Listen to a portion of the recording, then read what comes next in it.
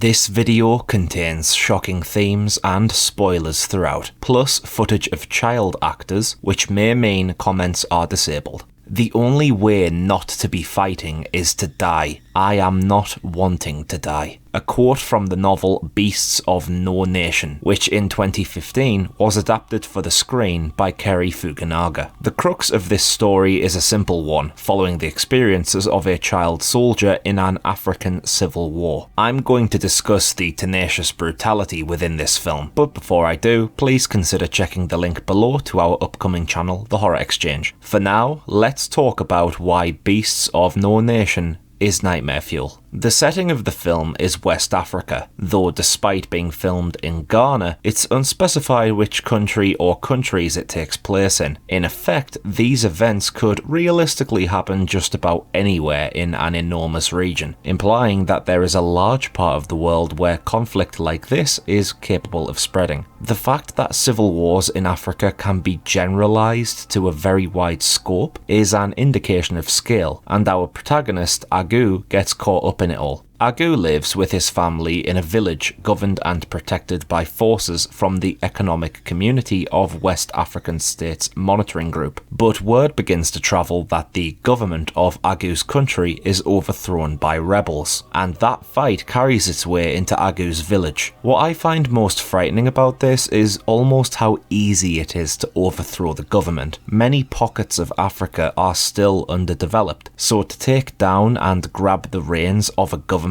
with rifles and grenades is actually plausible. And then there's a further fear factor of how the innocent villagers are roped into that same conflict. The government and the rebels have different ideas, opposing agendas, and that's what sparks their rivalry. Yet to the average African, they're just going about their lives as normal until one day that rivalry comes knocking on their door and they wind up being executed. It's such unnecessary killing, being gunned down for being on one side of the fence or the other, despite some sitting on that fence. Your survival or death can hang simply on where you happen to live and which party you fall into the clutches of. Luckily, Agu is able to flee the village to safety, where we get an ominous shot of the smoke of his village's destruction rising above the tree line in the background. His home is now engulfed in death, blowing away in the breeze. He's not done a single thing to influence this. In these circumstances, civilians don't get a choice. They've just got to dodge the bullets.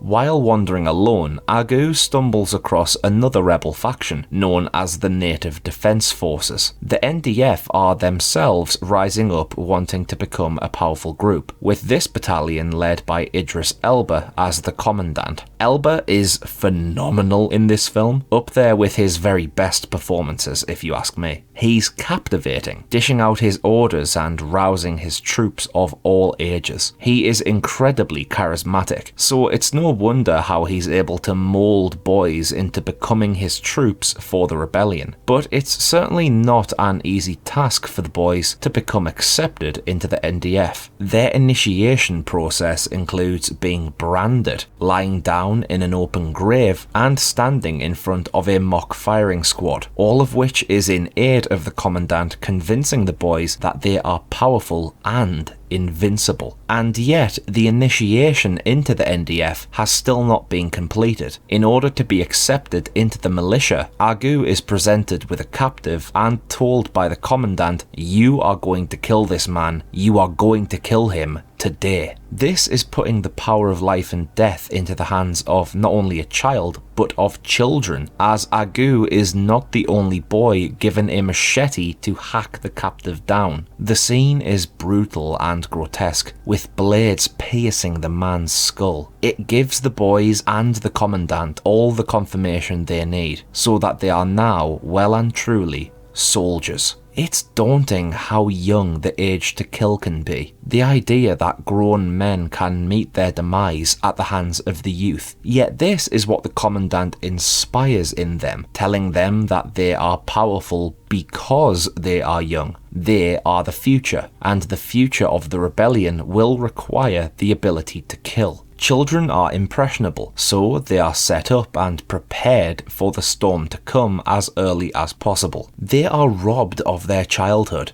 the time of life where they should be able to have fun and be creative, learning about the world around them. But when the world around them is a hurricane of rockets and dust, it's almost a necessity to give them this harsh education. Life lessons learned the hard way. The sooner the better in the eyes of the faction. However, it's almost easy how some of the kids come close to death. At one point, death is avoided simply by bending down to pick up a bullet, and a stray shot hits the wall where they were standing. These kids aren't invincible. There could have very easily been another fatality here, but because it was a near miss, the situation now lends itself to the Commandant's belief system of invincibility. Despite this, there is one portion of the Commandant's motives which disgraces the children he has taken under his wing. He rapes them. Agu, as well as a silent boy he befriends named Striker, and a whole host of other child victims, all fall down to the dominance of the Commandant. This is a sickening twist to the tale, with these kids being abused as part of their militia membership. It glosses over the Commandant with a vulgar brush. The man, once a figurehead of leadership, now an inflictor of incurable mental scars. With Agu's spirit significantly shaken by this ordeal, even with Striker's attempts at comforting, it's clear that it will take something strong to lift him back into the fight. This is when he is given a dose of brown, a mixture of cocaine and smokeless gunpowder. This is capable of pushing the cocaine's effects into the bloodstream faster in a more impactful manner. In essence, a child soldier rape victim is sent into battle pumped full of coke. Just let that collection of words marinate for a second. That's what kind of world we are seeing right here. A literal war on drugs through the eyes of a child. And yet it gives Agu that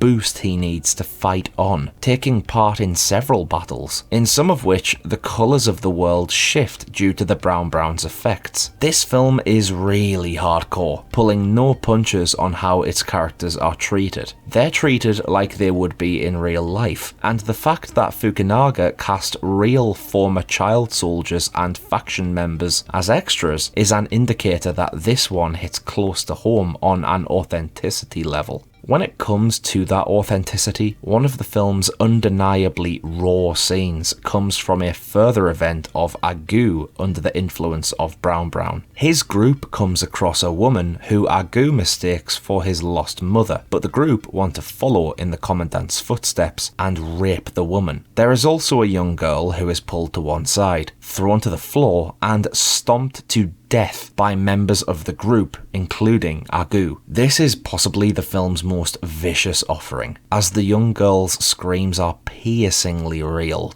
like too real. She falls victim to a painful, fear-filled death. Another innocent child who has been engulfed in the raging tirade of warfare. When Agu comes to his senses ever so slightly, he even decides to shoot the older woman while she is being raped to put her out of her misery. Another grisly death, yet vice versa, it demonstrates that Agu is capable of carrying out mercy while being merciless simultaneously. The thing that shakes me about this character trait is, yet again, his age. He understands the concept of mercy killing, hardened by his environment. In fact, the whole battalion is hardened, winning fight after fight, which catapults their reputation into earning an audience with the leader of the NDF. But the image of the Commandant in relation to his activities isn't worthy of promoting him to general as previously promised. So after some debating over ranks and some additional dissension, the Commandant leaves with his battalion feeling insulted. Now, enemies of not only their enemies, but of their friends, the battalion faces airstrikes which pick many of them off. The destruction intensifies, with even more casualties and deaths as a result. This includes a truly heartbreaking segment involving Striker, who Agu finds sitting crying on the floor after being wounded. The image of this young boy in a critical condition while in a flood of tears is agonizing to endure.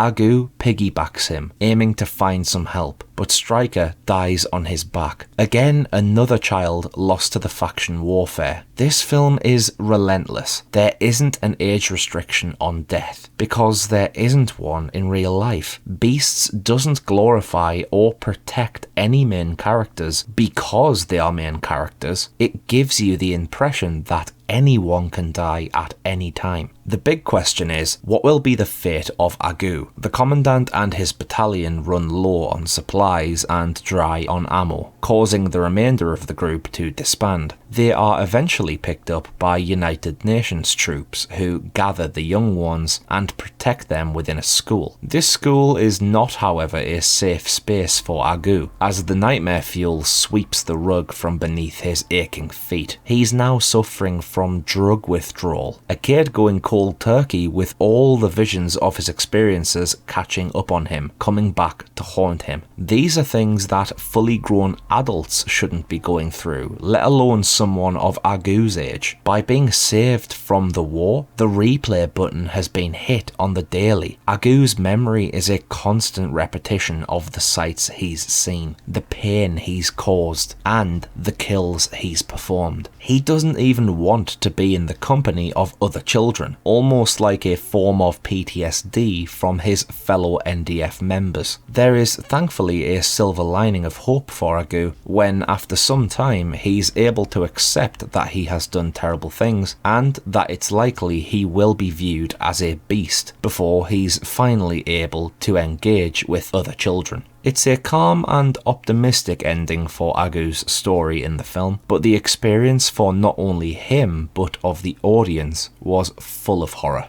Bottom line, children are weaponized in this world. If you're old enough to shoot, you're an asset, and there's no barrier for how far these children are pushed for the goals of the movement they've found themselves a part of. There have been many Agus, many Strikers, and many Commandants, but the scariest part is, who knows how many more there will be. Because of this, Beasts of No Nation rightfully finds itself on our Nightmare Fuel Hall of Fame. Thank you for watching this video, and for those who recommended Beasts of No Nation, I'm Connor from Unleash the Ghouls, and I'll be waiting for you next time with another dose of Nightmare Fuel.